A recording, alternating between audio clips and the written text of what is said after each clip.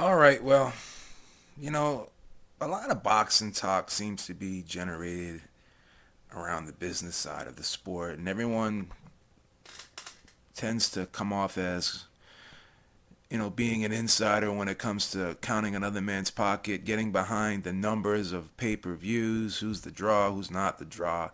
And I really try to stay away from all that talk because I like to be an analyst. I like to really just break down the fight, break down the styles. But sometimes even I get sucked into this whole business side of boxing. And the reality of the sport is, yeah, it is a business. And a lot of things that happen in the sport are basically based off of business decisions. It's not like any other sport where the best fights the best. You don't have the two best teams or the two best fighters always competing in an event. You have the guy who can obviously draw the biggest amount of gate, the biggest amount of attention, the biggest amount of pay-per-view buys, the biggest amount of butts in the seat.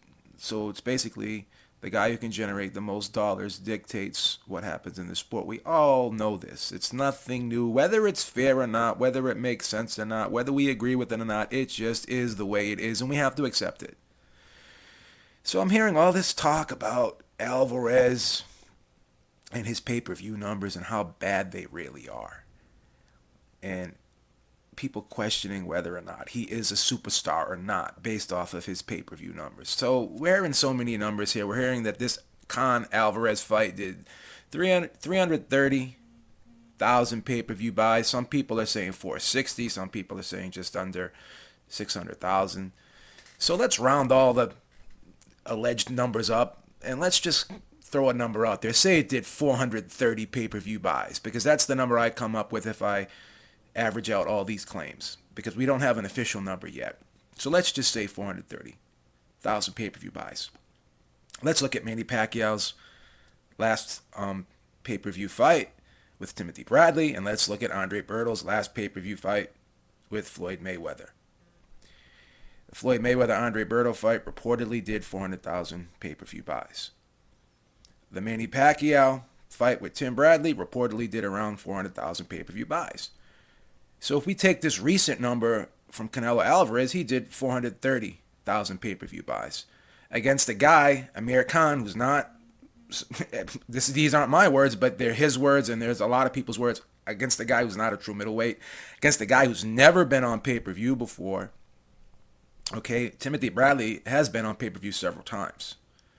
So you could argue that Timothy Bradley is bigger than Amir Khan in terms of name recognition. You can even argue that Andre Berto is right there with Amir Khan. He's been a former world champion. He's been on many big events. So you can argue that Andre Berto is at least as big as Amir Khan. So the notion that Canelo Alvarez can only do big numbers when he fights Floyd Mayweather, I think, or Miguel Cotto, is ridiculous. And even Miguel Cotto, his fight with Sergio Martinez did 350,000 pay-per-view buys.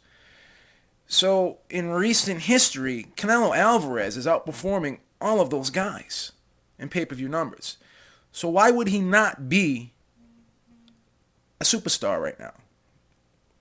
Why would he not be the biggest draw in boxing right now if he basically outperformed the previous two biggest stars in the sport, Manny Pacquiao and Floyd Mayweather?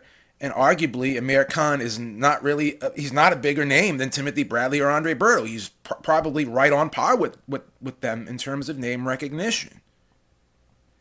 So I disagree with these people who are saying 430,000 pay-per-view buys is a horrible number based upon, the opponent, and just based upon the fight itself. I mean, people really weren't behind this fight. I know I picked Amir Khan to win, and I was intrigued by this fight, but a lot of people really weren't.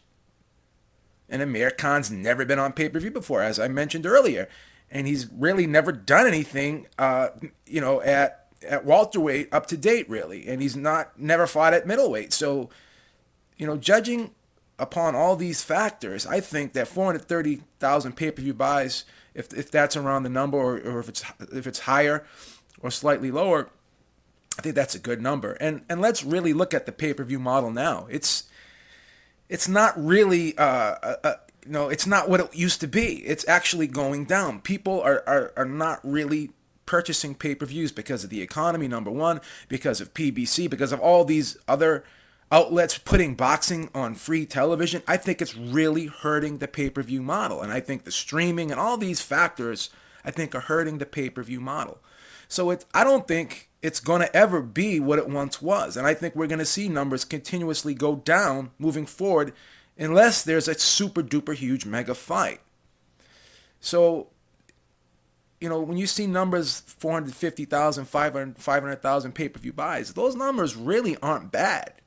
I mean, look at how many fights that Oscar De La Hoya and Floyd Mayweather fought, before they became these mega stars, getting these $1 million, these million pay-per-view buys, these 1.5 million pay-per-view buys, these 2.4 million pay-per-view buys. You can't do that every time out. And Alvarez, in a couple of his other pay-per-view fights against Alfredo Angulo, that was 300,000 pay-per-view buys, which was great. So, if you take Alvarez's numbers, he did 900,000 with Cotto. He's averaging right around 500,000 pay-per-view buys. That's not really bad. If you really look at these figures, it's really not bad. Gennady Golovkin, whether it's fair or not to judge his pay-per-view numbers because it wasn't really the right opponent to put on pay-per-view. That fight should have probably never been put on pay-per-view. His numbers of 150,000, if you want to be generous, some people are saying 97. Let's just say, for all intensive purposes, 150,000 pay-per-view buys. It's still levels, leaps and bounds below what Canelo Alvarez is doing. So, judging by that, you have to say that Alvarez does have the leverage.